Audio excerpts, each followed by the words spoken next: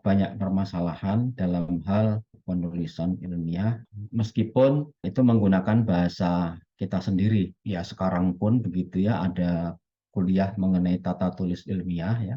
Banyak yang mempertanyakan, udah universitas kok masih ada kuliah bahasa Indonesia gitu ya. Pentingnya menulis ilmiah yang ternyata tidak mudah. Terbukti bahwa sudah ada mata kuliah bahasa Indonesia atau mata kuliah tata tulis karya ilmiah ya di ITB itu di tingkat 1, tetap saja banyak keluhan mengenai hasil penulisan mahasiswa ketika mereka tugas akhir gitu ya, terutama. Tapi sebenarnya keluhan-keluhan mengenai kemampuan menulis mahasiswa itu juga sebelumnya sudah teridentifikasi saat menjawab ujian kan. Ujian-ujian itu kan banyak juga yang sifatnya esai gitu ya, diminta pendapat, diminta komentar, ataupun menjawab yang isinya panjang lebar begitu pakai narasi, itu biasanya banyak yang kesulitan ya. Mahasiswanya tidak bisa menulis atau menulis asal-asalan, dosennya kesulitan juga untuk memeriksa ya, itu permasalahannya. Di program magister itu juga sudah banyak keluhan di antara dosen pembimbing pada saat sidang tesis itu juga, atau waktu memeriksa tesis itu juga kesulitan gitu. Jadi betul bahwa menulis itu susah ya, apalagi meriksanya ya. Tapi jangan lupa ya, kemampuan menulis ini bisa membangkitkan atau mengembangkan kebiasaan-kebiasaan yang baik. Tadi masalah logika. Kalau kita berada di dunia akademik, kita berada di dunia profesi yang sifatnya teknis gitu ya, scientific, technical gitu ya, itu kan perlu pengembangan logika yang baik kan gitu. Jadi otomatis menulis itu akan membiasakan kita kepada kebiasaan-kebiasaan baik ya, karakter dan juga kemampuan lain yang penting. Jadi sekali lagi, kesulitan kita belajar menulis baik itu di tingkat S1 atau S2 itu, kalau itu kita atasi dengan baik, tentu bersamaan dengan kemampuan menulis yang baik itu bisa mengembangkan kemampuan yang lain. Nah, selain tadi saya mengedepankan logika ya, bahwa bahasa itu harus ada logikanya ya, logikanya harus masuk kira-kira gitu. Selain itu, di bidang disiplin ilmu tertentu itu bahasa itu juga penting karena ada istilah-istilah yang terkait dengan bidang ilmu ya, vocabulary ya, terus kemudian struktur penulisan ya. Jadi ada bidang-bidang tertentu struktur penulisannya itu sudah apa ya, agak tertata begitu ya, apa sudah ada semacam pakemnya begitu ya. Jadi kalau kita punya berada dalam bidang seperti itu, maka cara penulisan kita juga sedikit banyak harus mengikuti cara penulisan yang dianggap umum di bidang ilmu tersebut, ya. Dan itu sangat bergantung pada subjeknya atau disiplin ilmunya. Nah, keuntungan dari kita kemudian belajar bahasa yang mungkin ada agak spesifik di bidang ilmu tertentu, biasanya itu imbasnya adalah pada ketertarikan kita pada bidang yang kita tekuni.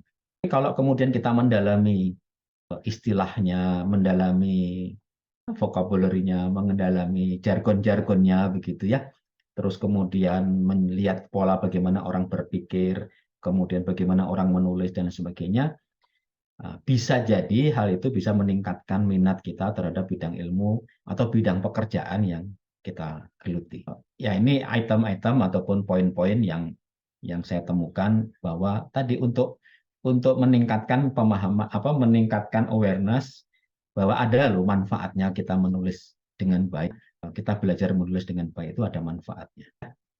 Terus yang tidak kalah penting ya sudah saya sebutkan sebelumnya pada saat critical readings ya, pada saat kita membaca pustaka ya harus disertai dengan pemikiran yang kritis gitu ya. Nah, tentu saja menulis juga demikian ya. Tadi kita mempertanyakan ya, apakah yang dibagi 5 itu tesis atau penyusunannya kan gitu. Itu kan sebenarnya meskipun levelnya tidak terlalu tinggi, mempertanyakan sesuatu seperti itu kan bagian dari critical thinking ya. Ya kalau nggak peduli ya bisa aja dilewatkan begitu saja. Toh tahu sama tahu istilahnya kan gitu ya. Toh tahu ini semua maksudnya ini kan gitu. Nah, kelemahan kita ya seringnya mengabaikan hal-hal seperti itu. Sehingga kemudian Anda nulis apapun atau kita mahasiswa nulis apapun menganggap bahwa orang lain akan ngerti. Terus ada dosen yang sudah juga mau terima jadi saja begitu ya. Ya sudahlah terserah lo mau nulis apa, ya saya terima, saya tanda tangan kan gitu. Ada dosen yang seperti itu. Jadi tidak ada semacam kepedulian bahwa yang kita tulis itu menjadi tanggung jawab kita begitu ya. Yang kita tanda tangani juga to some extent ada tanggung jawab kita di sana. Nah, saya tidak akan bahas ilustrasinya ini, tapi artinya apa? Terutama yang bagian nomor 4 gitu ya, do things the hard way.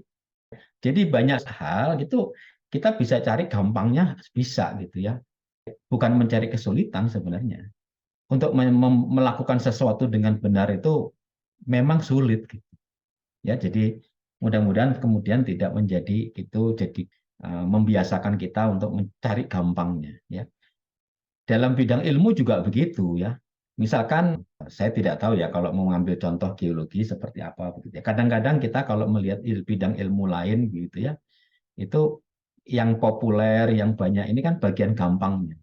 Bagian yang sulitnya itu banyak yang nggak terlihat gitu ya. Demikian juga bidang ilmu kita gitu ya, geologi, geofisika ada yang bagian gampangnya, tinggal masukkan rumus-rumus selesai kan. Tapi bagian sulitnya adalah masalah konsep, masalah yang lain lagi ya, yang tidak di depan layar gitu ya. Yang di depan layar kan sering software kan gitu. Di belakang layar itu sesuatu yang sulitnya. Jadi sekali lagi ini hanya sekedar menunjukkan bahwa ada cara-cara apa yang benar tapi biasanya itu sulit gitu ya untuk dilakukan dalam hal khususnya dalam hal ini adalah belajar menulis. Jadi do things the hard way ini yang bagaimanapun akan banyak kaitannya dengan penulisan. Nah, kemampuan menulis seringkali dianggap itu inherent ya.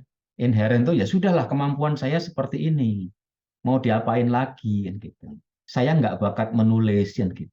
Padahal yang namanya technical writing atau academic writing itu tidak ada hubungannya dengan bakat. Yang ada hubungannya dengan bakat itu kalau Anda nulis novel gitu ya, nulis ya Harry Potter gitu ya, model-model itu yang seperti itu tuh ada bakat, ada gift gitu ya, yang mau tidak mau harus ada. Tapi kalau menulis akademik yang bersifat teknikal itu bisa dipelajari dan banyak ya materi yang bisa kita consult untuk urusan meningkatkan kemampuan penulisan kita. Jadi tidak bisa kemudian kita menyerah, oke saya tidak bisa menulis yang baik, kita tidak bisa, saya tidak bisa melakukan yang lebih baik dari yang sekarang begitu ya. Sudah terima saja apa adanya kan gitu ya.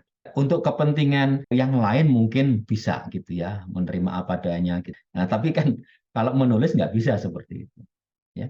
Nah, biasanya peningkatan untuk kemampuan menulis ini ada yang bisa dianggap dia tidak tergantung pada institusi ya, tidak tergantung pada lingkungan ya. Jadi mestinya bisa kita tidak terlalu tergantung pada lingkungan atau institusi tempat kita bekerja selama itu hasilnya positif. Jadi begini maksud saya ya, di beberapa institusi ya, terutama yang concern terhadap kemampuan soft skills karyawannya ya. Yang paling kelihatan adalah yang memang untuk kemampuan presentasi ya, public speaking gitu ya. Terus kemampuan menulis gitu ya. Sehingga kalau ada yang kurang di sana biasanya karena itu bagian dari mungkin ya KPI begitu ya, tentu akan ada saran dari atasan. Udahlah, cuma kamu belajar begini, kamu tingkatkan yang ini dan seterusnya. Sehingga tuntutan-tuntutan itu kemudian meningkatkan seseorang untuk belajar, untuk meningkatkan diri, untuk memperbaiki kemampuannya. Ya, ada yang seperti itu institusi, terutama company yang bagus gitu ya. Tapi di pihak like ekstrim yang lain ada yang tidak peduli. Terserahlah mau nulis seperti apa, itu bagian dari kemampuan pribadi. Terserah mau nulis seperti apa, nggak ada yang mencoba mengingatkan, nggak ada yang coba mengusik gitu ya untuk kemudian supaya dia punya kemampuan lebih, gitu tidak ada. Sehingga saya sering terus terang mendapati begitu ya, ada kan udah 35 tahun ini masa kerja ya, potong sekolah 5 tahun. Itu ada alumni yang sudah lulus 10 tahun, 20 tahun gitu ya. Yang kebetulan bekerja pada institusi yang tadi saya sebutkan terakhir ya. Modelnya seperti itu, ketika bicara lagi gitu ya, ketika dia presentasi, ketika dia nulis itu tidak terlalu berbeda dengan kemampuan waktu dulu, waktu dia masih di kampus. Karena apa? Karena tidak ada tuntutan untuk memperbaiki diri dalam hal penulisan, dalam hal soft skills yang secara umum ya, komunikasi. Nah, oleh karena itu, yaitu tadi di poin yang seperti ini yang saya maksudkan adalah ada baiknya kalau memang ini positif gitu ya, ya jangan terlalu tergantung pada external motivation gitu ya. Harus ada internal motivation bahwa saya harus lebih baik gitu ya dalam hal penulisan terutama ya dibanding sebelum-sebelumnya. Itu perlu diyakinkan, perlu dibangkitkan gitu ya.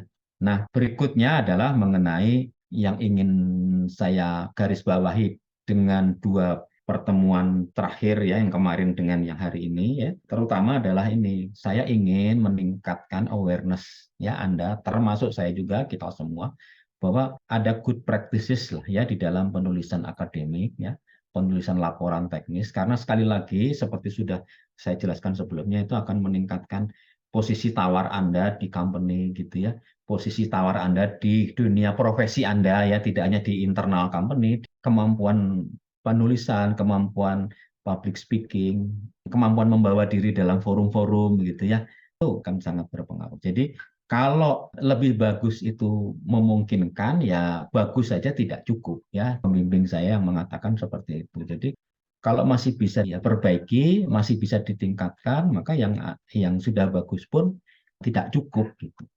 Ya, itu yang sering disampaikan oleh orang mengenai pentingnya peningkatan kemampuan seseorang, apakah itu yang soft skill dan juga tidak kalah penting juga hard skills ya. Mungkin ada pertanyaan sampai di sini?